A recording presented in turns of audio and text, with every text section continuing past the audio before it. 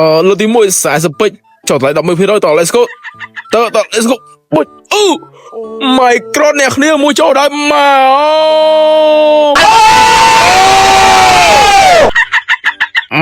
កទៀតហើយគ្នាយើងម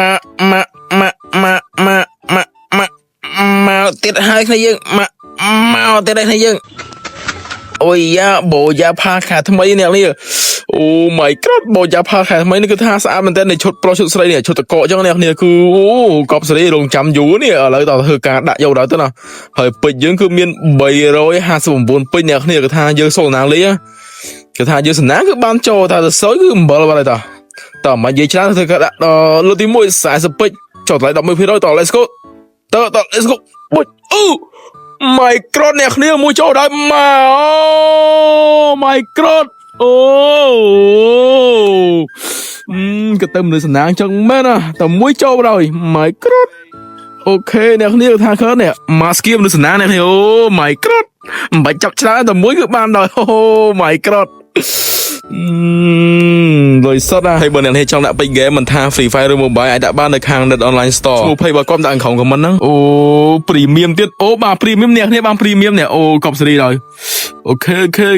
អូ my god let's go នេះមើលឥឡូវចាប់បានបូយ៉ាផាញ់ចូលមើលបូយ៉ាផាមើលនេះអូអ្នកគ្នាយើងបាទ Premium និយាយថា Premium គឺ claim បានអស់ដល់ my god អូ my god ហើយតើឡើងធ្វើការ claim យើងបងទៅតោះបុចអូ